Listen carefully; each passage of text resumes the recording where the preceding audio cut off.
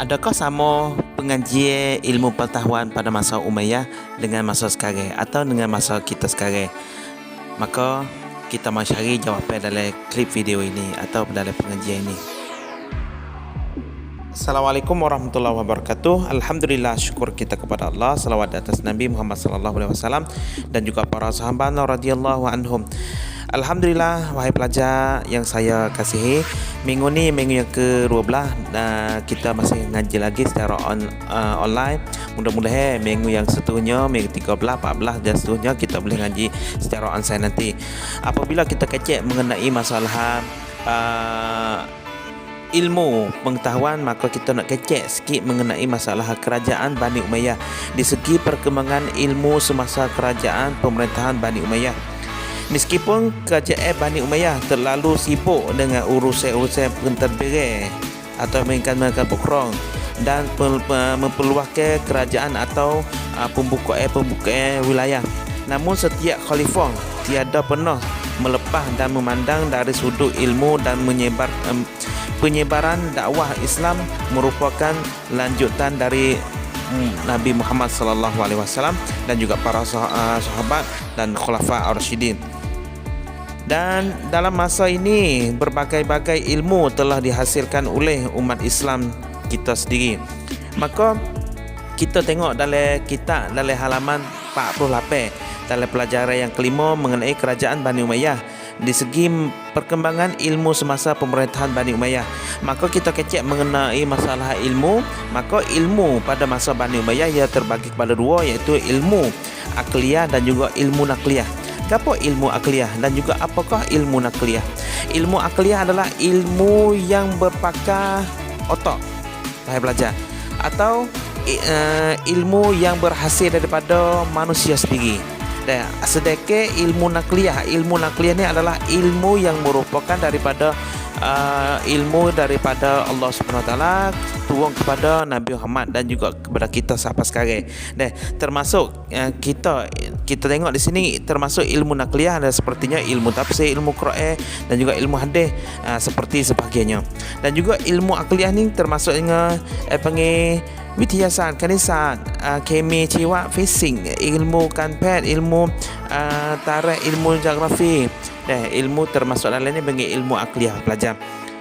Maka selanjutnya saya ada satu video untuk kita nak tengok, untuk kita tambah wawasan mengenai masalah perkembangan ilmu pengetahuan semasa kerajaan Bani Umayyah pelajar.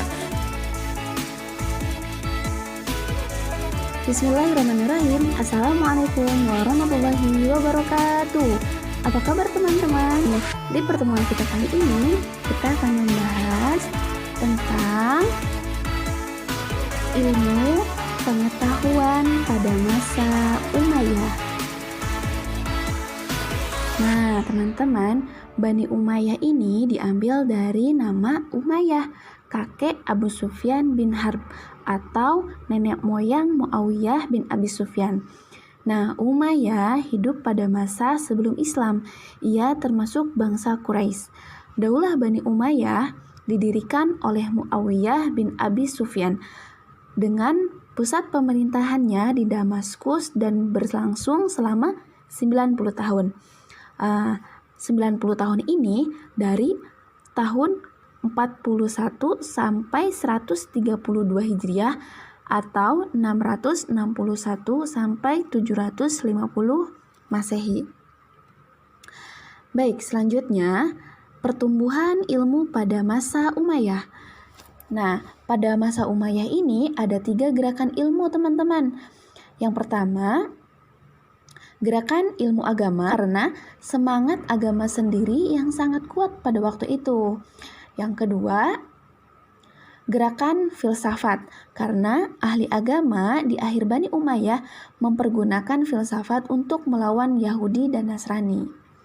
Nah, yang ketiga, gerakan sejarah karena ilmu-ilmu yang memerlukan riwayat.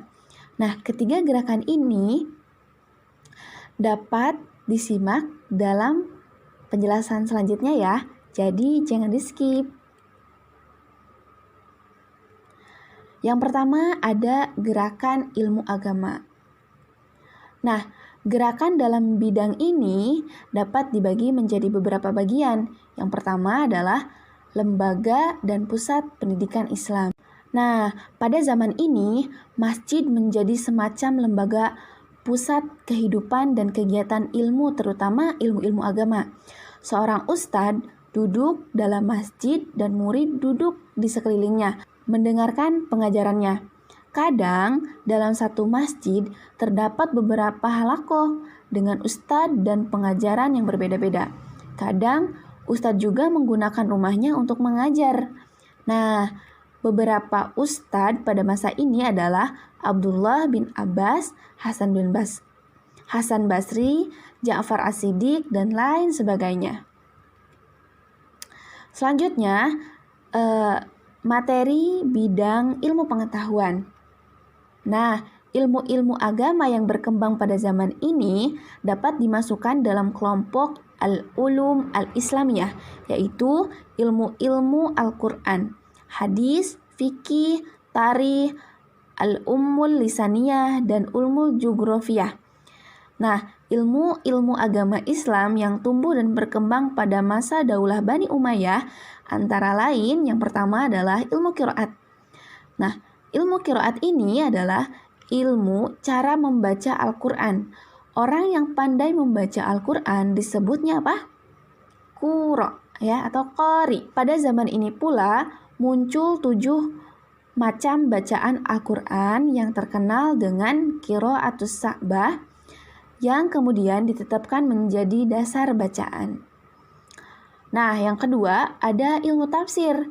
Nah, ilmu tafsir ini adalah ilmu yang berusaha memberikan penafsiran terhadap ayat-ayat Al-Quran dengan tujuan untuk menghasilkan hukum dan undang-undang.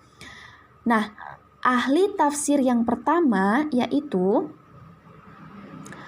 Ibnu Abbas. Nah, Ibnu Abbas ini adalah seorang sahabat terkenal yang wafat pada tahun 68 Hijriah. Menurut riwayat yang mutawatir, beliau adalah orang yang pertama menafsirkan Al-Quran dengan cara riwayat dan isnad. Ahli tafsir lainnya adalah Mujahid yang wafat pada tahun 109 Hijriah dan ulama Syiah yaitu Muhammad Al-Baqir bin Ali bin Husain. Oke, ilmu yang ketiga adalah ilmu hadis. Ilmu hadis berfungsi untuk membantu dan memahami ayat-ayat Al-Quran. Selanjutnya adalah ilmu nahu. Ilmu nahu yaitu ilmu tentang perubahan bunyi pada akhir kata yang terdapat di dalam Al-Quran. Nah, pengarang ilmu nahu yang pertama dan membukukannya seperti halnya sekarang yaitu Abu Aswad Ad-Dauli yang wafat pada tahun 69 Hijriah. Nah, beliau belajar dari Ali bin Abi Thalib sehingga ada ahli sejarah yang mengatakan bahwa Ali bin Abi Thalib adalah bapak ilmu nahu.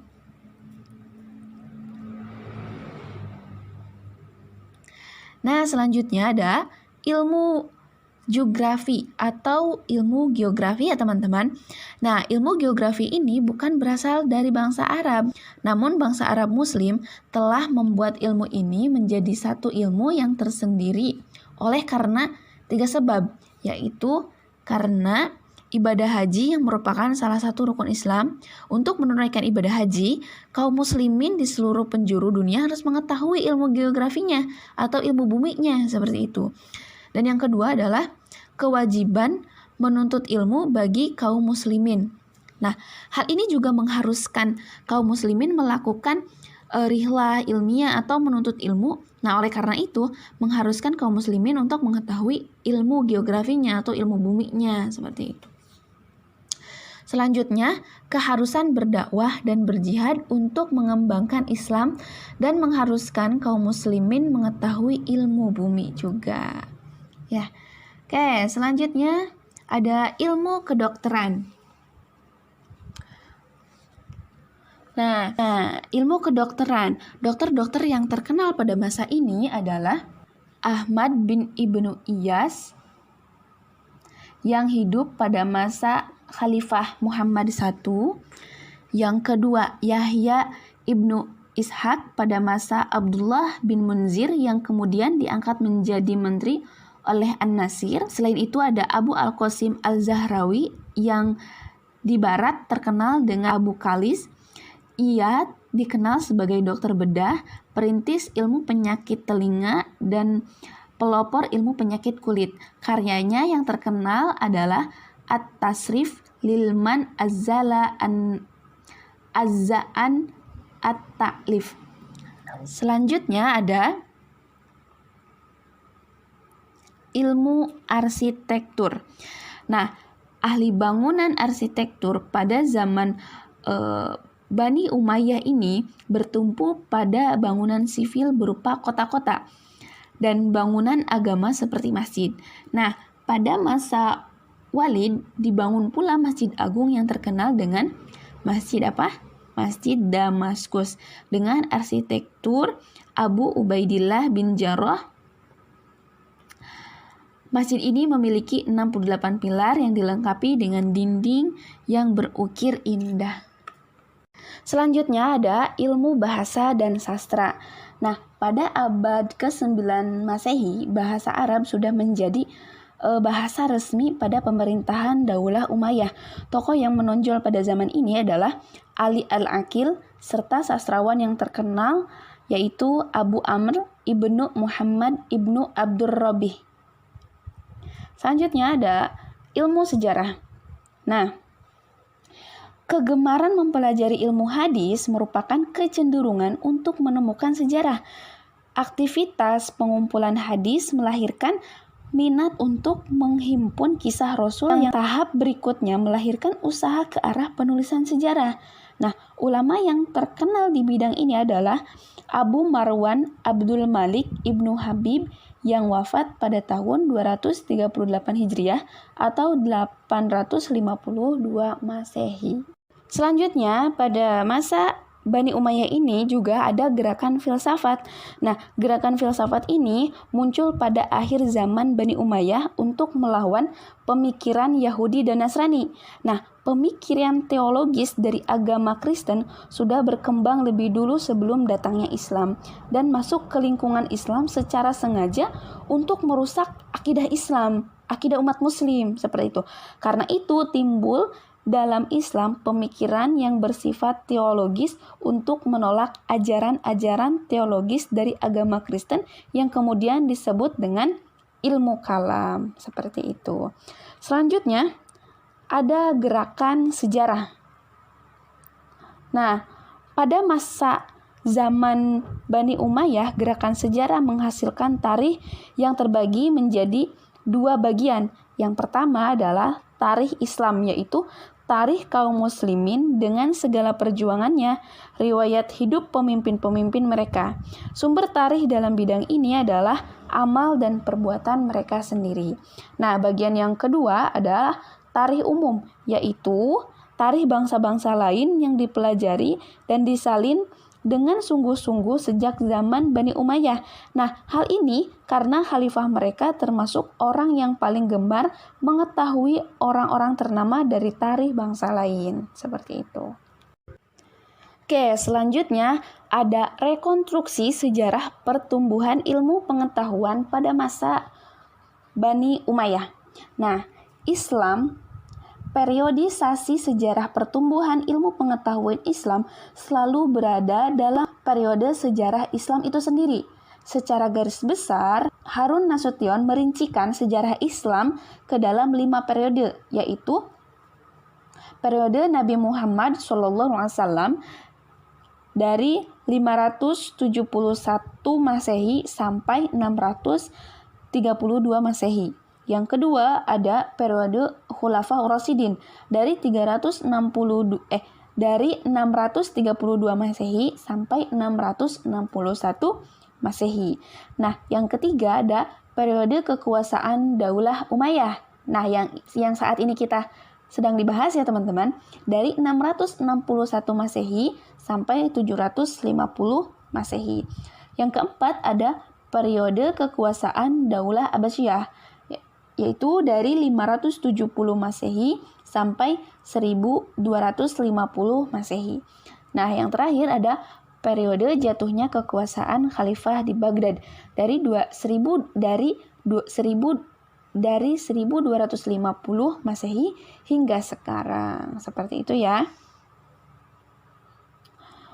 Baik, lembaga pendidikan Islam pada masa Bani Umayyah di Andalusia. Nah, yang pertama adalah Sufah. Sufah ini adalah suatu tempat yang dipakai untuk aktivitas pendidikan. Nah, biasanya tempat ini menyediakan tempat pemondokan bagi pendatang baru dan mereka tergolong miskin. Di sini juga para siswa diajarkan membaca dan menghafal Al-Quran secara benar dan hukum Islam di bawah bimbingan langsung dari guru. Di sini para siswa diajarkan membaca, menghafal secara benar dan hukum Islam di bawah bimbingan langsung dari para guru. Nah, pada masa ini juga setidaknya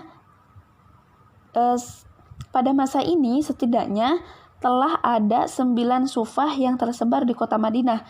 Dalam perkembangan berikutnya, sekolah sufah juga menawarkan pembelajaran dasar-dasar berhitung, kedokteran, astronomi, geologi, dan ilmu fonetik.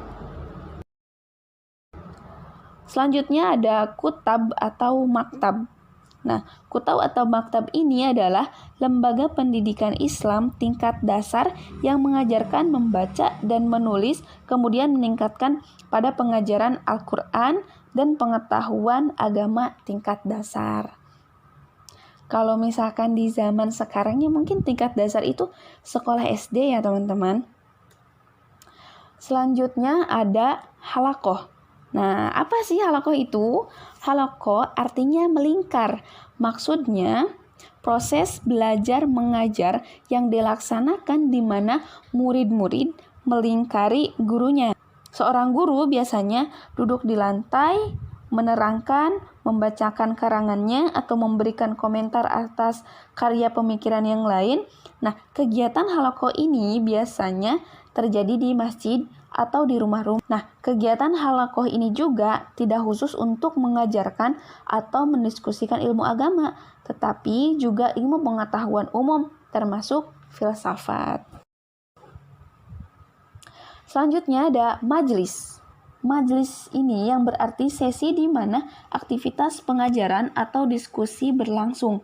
Ada beberapa macam majelis seperti majelis al-hadis, majelis yang diselenggarakan oleh ulama atau guru yang ahli dalam bidang hadis, majelis at-tadris. Majelis ini biasanya menunjukkan majelis selain daripada hadis, selain daripada hadis ini seperti majelis fikih, majelis nahwu, atau majelis kalam, seperti itu. Selanjutnya, masjid. Nah, semenjak berdirinya pada masa Nabi Muhammad SAW, masjid telah menjadi pusat kegiatan dan informasi berbagai masalah kaum muslimin, baik yang menyangkut pendidikan maupun sosial. Selanjutnya ada khan. Khan ini berfungsi sebagai asrama untuk murid-murid dari luar kota yang hendak belajar hukum Islam pada suatu masjid. Seperti khan yang dibangun oleh Di'lij bin Ahmad bin Di'lij di Suqait Galib dekat makam Suraij. Di samping fungsi itu, khan juga digunakan sebagai sarana untuk belajar privat. Seperti itu. Selanjutnya ada badiah. Apa itu badiah? Nah, secara harfiah badiah ini artinya dusun Baduy yang di padang Sahara, yang mana di situ terdapat bahasa Arab yang masih fasih dan murni sesuai dengan kaidah bahasa Arab. Ya, mungkin ini badiah ini sering dipakai untuk kursus bahasa Arab seperti itu ya, untuk belajar bahasa Arab. Oke, selanjutnya ada faktor pendorong majunya pendidikan pada masa Umayyah di Andalusia. Ya. beberapa faktor yang menyebabkan majunya pendidikan Islam pada masa Bani Umayyah ini di Andalusia antara lain yang pertama ada dukungan dari penguasa. Ya, kemajuan Andalusia Islam sangat ditentukan oleh adanya penguasa-penguasa yang kuat dan berwibawa, serta mencintai ilmu pengetahuan, juga memberikan dukungan dan penghargaan terhadap ilmu-ilmuwan yang cendekiawan.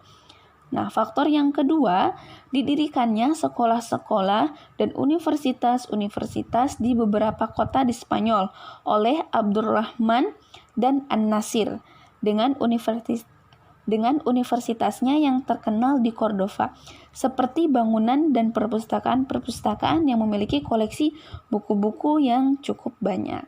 Banyaknya para sarjana Islam yang datang dari ujung timur sampai ujung barat wilayah Islam dengan membawa berbagai buku dan bermacam gagasan. Nah, ini menunjukkan bahwa meskipun umat Islam terpecah belah dalam berbagai kesatuan politik, terdapat apa yang disebut kesatuan budaya Islam. Yang terakhir adalah adanya persaingan antara Abbasiyah di Baghdad dan Umayyah di Spanyol dalam bidang pengetahuan dan peradaban. Kompetensi dalam ilmu pengetahuan dengan didirikannya Universitas Cordova yang menyaing Universitas Nizamiyah di Baghdad yang merupakan persaingan positif, tidak selalu dalam bentuk peperangan ya. Selanjutnya, konstruksi pertumbuhan ilmu pada masa Bani Umayyah bagi kehidupan masa kini. Nah, dari uraian di atas, dari uraian yang tadi dapat kita ambil beberapa pelajaran yang dapat kita gunakan sebagai konstruksi dalam upaya peningkatan dan kemajuan pendidikan kita pada saat ini. Yang pertama adalah lembaga pendidikan Sufah sebagai tempat yang dipakai untuk aktivitas pendidikan. Kalau mungkin di zaman sekarang itu sekolah-sekolah ya, sekolah dasar, SMP gitu ya. Biasanya tempat ini menyediakan tempat pemondokan bagi pendatang baru dan mereka tergolong miskin. Di sini para siswa diajarkan membaca dan menghafal Al-Quran secara benar dan hukum Islam secara pelajaran, dasar-dasar berhitung, kedokteran, astronomi, genealogi, dan ilmu fonetik. Nah, di Indonesia juga diperlakukan lembaga pendidikan yang memiliki fasilitas seperti Sufah tersebut, agar tidak hanya warga masyarakat yang mampu saja yang dapat menganyam pendidikan, tetapi warga yang kurang mampu juga dengan bantuan dari pemerintah mampu mendapatkan pendidikan yang layak. Selain itu, dengan adanya pemondokan dan pengajaran Al-Quran serta pelajaran umum yang lain dapat lebih dimaksimalkan potensi-potensi mereka. Seperti itu ya. Tidak hanya dalam pengetahuan saja, namun juga dalam akhlak mereka. Selanjutnya, konstruksi yang kedua dapat diambil dari faktor pendorong kemajuan pendidikan pada masa Umayyah di Andalusia, yaitu kerjasama yang harmonis antara penguasa, hartawan, dan ulama hingga dapat membawa kemajuan yang besar dalam pendidikan, kesadaran kemanusiaan, dan kecintaan akan ilmu pengetahuan yang dimiliki oleh pendukung ilmu dan juga merupakan faktor penting sebagai penggerak sehingga mereka mampu memberikan dukungan yang maksimal. Peran pemerintah dalam memperhatikan pendidikan dengan mendirikan sekolah-sekolah, perpustakaan maupun lembaga pendidikan yang semuanya ditanggung oleh pemerintah dan menyebar sejak dari kota-kota hingga ke desa-desa sehingga hampir tidak ada seorang pun penduduknya yang buta huruf. Nah, pemerintah juga memberikan subsidi terhadap pendidikan, yakni dengan murahnya buku bacaan, juga memberikan subsidi kepada makanan pokok, serta beasiswa bagi murid yang tidak mampu. Hal ini dapat kita diterapkan di Indonesia ya teman-teman, sehingga pendidikan kita juga akan lebih maju apabila pemerintah dan para pendukung ilmu bekerja sama menciptakan perubahan yang besar sebagai upaya memaksimalkan mutu pendidikan di Indonesia. Baik, hanya sampai situ penjelasan dari Ibu. Jika ada yang ditanyakan, silakan tulis di kolom komentar ya teman-teman. Jangan lupa absen. Nah, untuk absennya Ibu kirimkan di WhatsApp grup seperti itu. Terima kasih. Wassalamualaikum warahmatullahi wabarakatuh.